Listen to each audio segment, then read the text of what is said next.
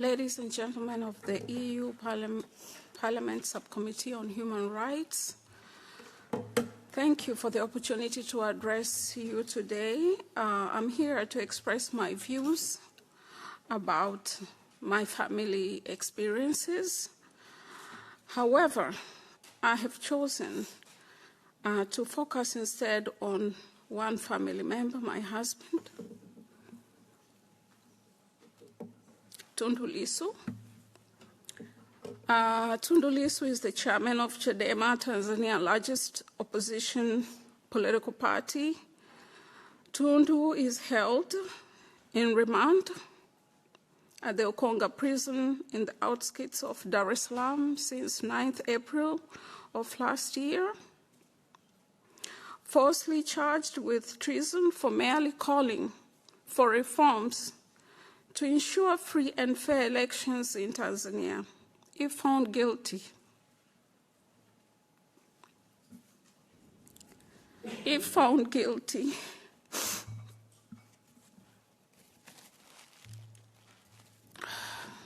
he would be sentenced to death.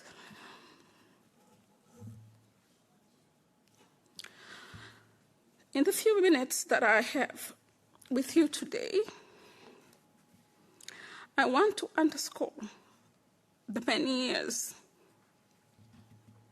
of abuses Tundu has endured in his fight for the rule of law, democracy, human rights, and a government that is accountable to its citizens.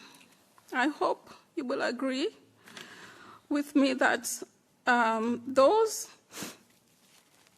who fight for the rule of law, human rights, and democracy in Tanzania, as in other countries, need concrete assistance and support from the international community, because these are people who work peacefully to promote and protect universally recognized human rights.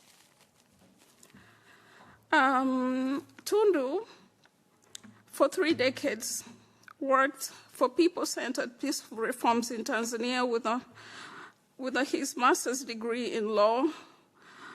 He became a senior advocate, a former president of the Tanzanian Bar, a former member of parliament for Singida East for nearly 10 years, a former vice chairman of Chadema, and presently the chairman of Chadema. His commitment to public service is no doubt unquestionable.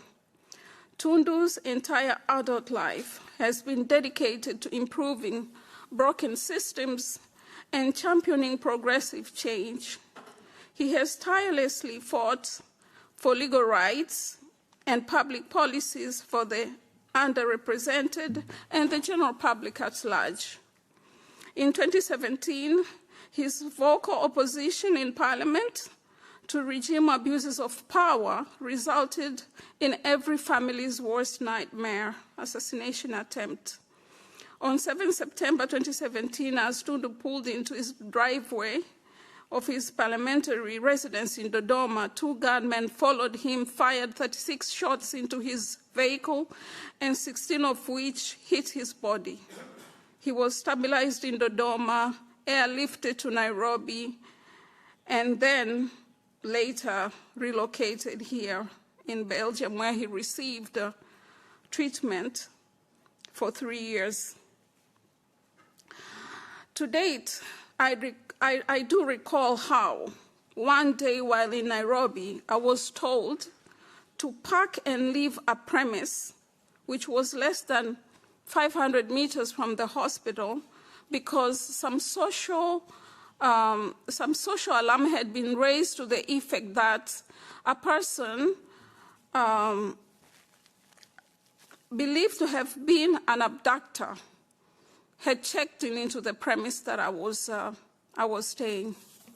I knew fear then, as I have never known fear. To support, with the support of individuals and other organizations, we were able to leave and safely come here. In 2020, Tundu, being hopeful, he returned to Tanzania and ran for the presidential elections as Chadema party's candidate.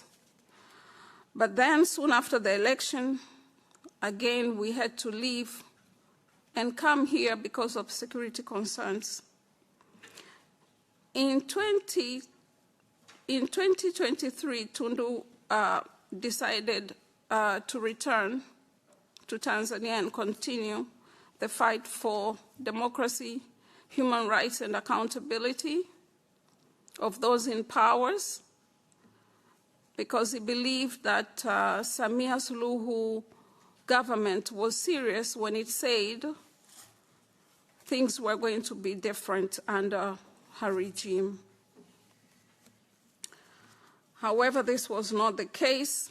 He was arrested several times, and in January of last year, he was elected the chairperson of the ruling of Chadema, and a few weeks later, on April 9th, he was arrested, transported overnight, a distance of about 1,000 kilometers from the southern part of Tanzania. And the next day, he was taken to court and charged for treason and other cybercrime offenses. The case took a very long time to start, but the trial eventually started in September. The trial has been going on at a rather snail pace. There's been several adjournments, some of them without due reasons, and as we speak, he has not been in court for any substantive hearing since February. And we are told that the case will continue again on the 3rd of July, and that on the 6th of July, the Court of Appeal will make a ruling in association to orders that were made in the High Court, against which the Director of Public Prosecution has appealed. So that's where we are. That's where we are. So Tundu remains in remand prison. Yes, they say he has not been sentenced. They say he's not in prison. Tundu Lisu is in prison. He's in remand prison. And in Tanzania, there is a very fine line between somebody who is in a remand center or in a remand prison and somebody who's actually serving a sentence. The conditions are not substantially different. Tundu has been denied his fundamental rights to having confidential consultation with his lawyers, to meeting friends, and sometimes even to meeting some family members. So, and these are very fundamental rights that are not being observed in Tanzania. Now, I ask myself, if the leader of the opposition party in Tanzania can be treated this way, how about the many thousands of people being held in custody all over the country? How are they being treated? So this is what the families of those detained and arrested go through in Tanzania.